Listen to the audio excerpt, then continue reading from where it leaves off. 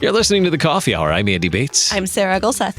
Yeah, we get to go international again today. Yes. Excited to talk with some of our international friends and share their story with you today. Thanks to Concordia University, Wisconsin for supporting The Coffee Hour. Find out more about Concordia University, Wisconsin at cuw.edu. Live uncommon. Joining us today, the Reverend Matthew Wood, serving the Lord in Indonesia. Pastor Wood, thanks so much for being our guest. Thank you for having me. So, I know we've chatted before. We got to do a nice series with you, I believe, in Searching the Scriptures in the Lutheran Witness a while back. Yep. Looking forward to sharing your story about serving in Indonesia. And I'm sure that the past year has presented some challenges as well. So tell us about the community that you've been given to serve. Yeah, we live in, like you said, Indonesia. We live on the island of Sumatra. It's the largest island of Indonesia that's completely under the control of the Indonesian government. We live on the north part. We live in the northern province. It's not the furthest north. That would be Aceh. And we serve with the Gereja Christian Lutheran Indonesia, the Indonesian Christian Lutheran Church. They have about 100 congregations on the island of Sumatra and one congregation on the island of Batam, which is just south of Singapore, one congregation in Jakarta. There are 49 pastors, 100 congregations. So they have they're very lay-led, and they serve some of the poorest people in Indonesia. That's a fact actually recognized by the Lutheran World Federation, and also recognized by some Lutherans in Australia. The Australian Lutheran Church works with the GKLI too. So they a tremendous amount of poverty, and they live mostly. Their congregations are mostly in the mountainous regions outside of the city, but they have a tremendous amount of joy and a very strong desire to be faithful Christians and faithful proclaimers of the gospel. So tell us more about the work that you get to do with the Indonesian Christian Lutheran Church. What is your role then, working in partnership with this church body? Sure. So our strategy in Indonesia is to strengthen the church there. Indonesia is a predominantly Muslim country. About 89%. Well, hold on. The most recent number, 86% of the population, 267 million people total. 86% of those are Muslims, and we believe that if we work with a church and strengthen the church, we will strengthen the proclamation of the gospel amongst the population of Indonesia. Now, Indonesia you couldn't say that it's not a Muslim country in the sense that it does not have a Muslim government. It's a secular government, very much like the U.S., Australia. It's a democracy. They have free and fair elections. But, who gets elected? And the law in Indonesia is that missionaries are illegal, and proselytizing, especially by a foreigner, is illegal. However, it is entirely fine to be a foreign pastor entering the country and working with the church body, and so that's what we do. We don't have to hide or do the cloak and dagger thing that some other international workers do. We come in with a church and we work with the church body to strengthen that church body. So I don't have a lot of the super fun stories of seeing conversions happen before my eyes and having a lot of the gospel proclamation conversations one-on-one with Indonesians, but I'm there to help the church be able to have those conversations. And it's Indonesia is a fascinating place because this is a story I always tell. We went through 10 months of language learning classes, and part of that is learning the culture. My wife and I, 10 months of language learning classes. And we were given the kind of the basic conversation that you have with a taxi driver or your neighbor or whatever. In America, especially in the Midwest, what's the small talk conversation? Weather. The weather. Exactly, the weather or maybe sports. Well, Indonesia, not really many sports. And the weather never changes, ever. It is hot all day and sunny, and in the afternoon it rains. So there's no reason to talk about the weather. But so this is their small talk conversation. First question, brace yourselves. How old are you? All right. And then based on that answer, you ask, are you married? All right. If the person you're talking with says that they're not married, you ask, why not? All right. If they're married, you ask, how many kids do they have? If they say no kids, you say, why not? But along down this line of small talk questions, kind of getting to know you questions after you've talked about family and kids and education and things like that, you ask, what is their religion? What is your religion? And you have a conversation about religion. And that's just in a small talk, kind of getting to know you conversation. And so there are just immense opportunities for Christians to talk with their neighbors about the gospel. And we want to be walking alongside this church body and helping them teach so that their people are comfortable, confident, and able to articulate the gospel when they have the opportunity. And they do have the opportunity because religion comes up a lot. What's it like being an American facing so many questions that are so not commonplace in American culture today? To sit in the cab or out in the street and have those questions addressed at you, and then You'd get a bad Yelp review if you did that to anyone. Oh yes, right? Yes. It took a long time, and to just start even thinking that we could really actually ask these questions to other people. Yeah, man, it really felt like, no, surely I can't just walk up to a woman and ask her how old she is, why she's not married, or why she doesn't have any kids. That cannot be acceptable. Well, it is. So it took a lot of getting used to. Not being asked. I'm kind of prepared we were kind of prepared for the culture shock.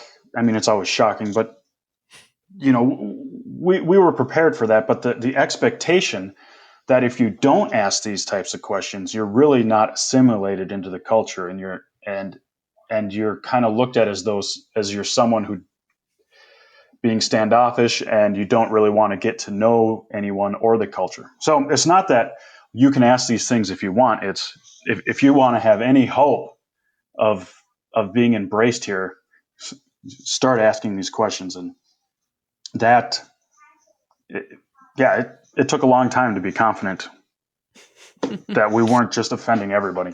Indonesians are not easily offended either. It's as we were going through language learning classes, the teachers were constantly stopping and making sure we weren't offended as Americans, because their view of Americans is that we are extremely sensitive. There's so many taboo topics and things that just aren't taboo in Indonesia. You just talk and say what's on your mind, go on your way. It's so fascinating. Mm-hmm. Kind of sounds refreshing, actually. It actually is quite. Yeah. Tell us more about the culture, the people, the place where you live. What was that assimilation like for you and your family as well? Moving to a new country, new culture. Yeah, it was difficult. The biggest thing I think for us was that we just stick out like a sore thumb. Mm. I mean, we're just very pale white. And so absolutely everyone knows instantly that you're not from around here. And Mm. the people of Indonesia are extremely polite and extremely hospitable, and they love families. And so we tool around with our 3 kids, and we draw a lot of attention, and people want to pick up and hold our kids, and that's all fine, but we just want to get to the store so we can do our grocery shopping. So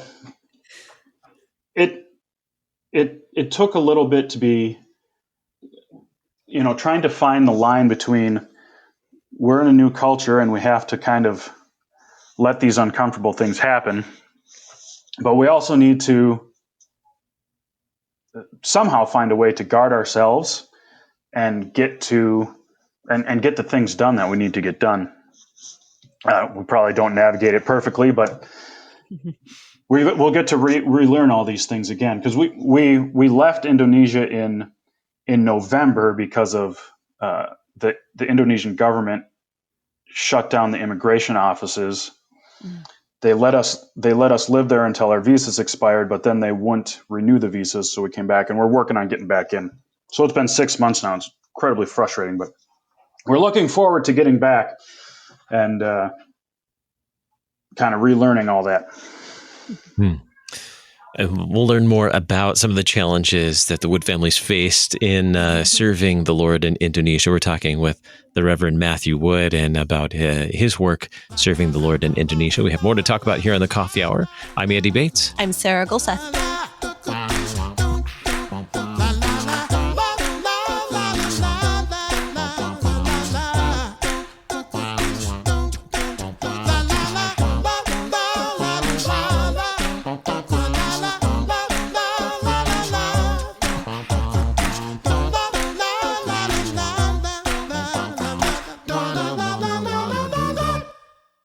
You're a miracle. You know that, right? A living, breathing, one-of-a-kind miracle. You were created to stand apart, to share your gifts in the service of others, to make an uncommon impact in a common world. And at Concordia University, it's our mission to help you do that, to live uncommon. To learn more about Concordia, go to cuw.edu.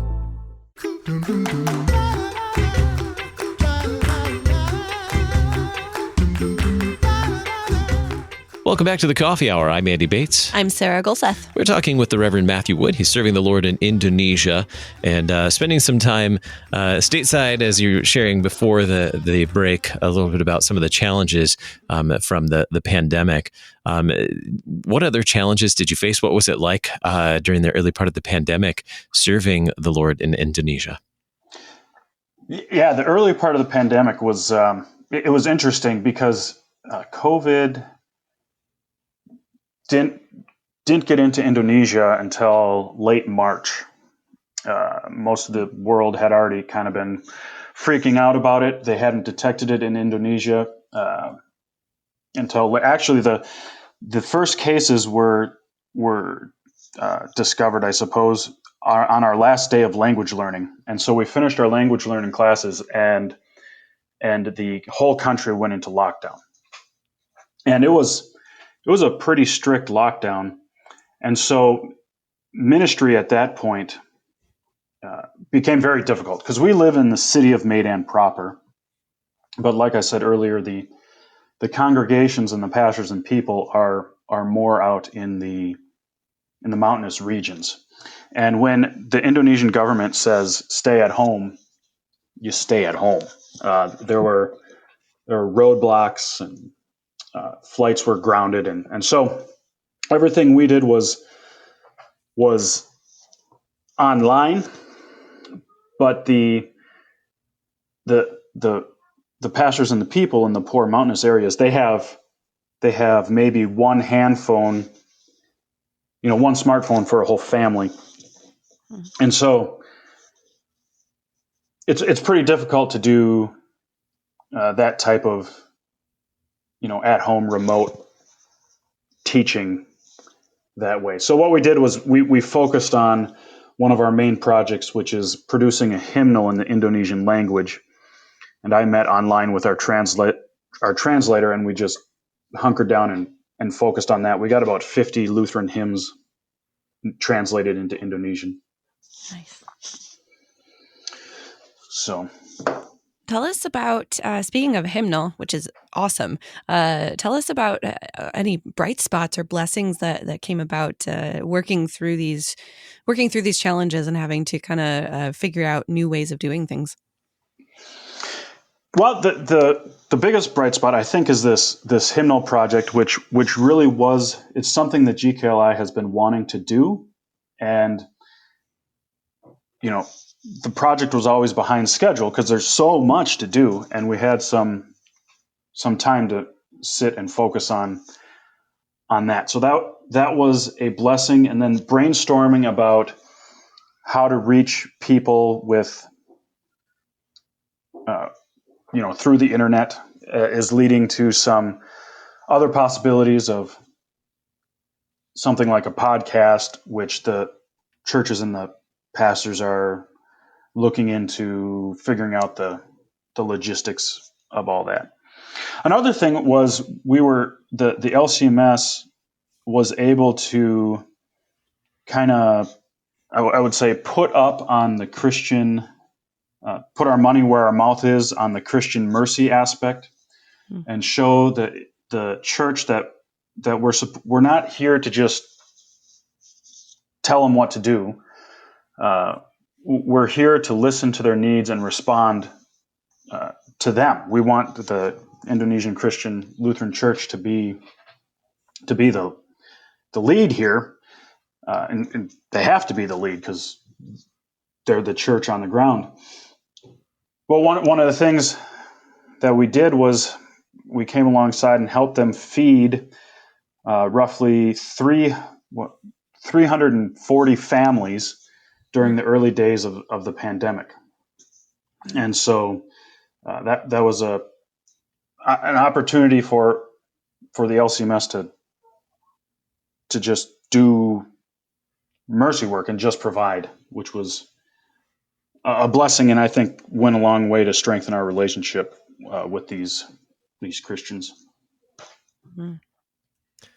I have to admit, after you mentioned a couple of things, I realized I needed to do a little geography study here and look at the map, and realizing that it's like island life. Mm-hmm.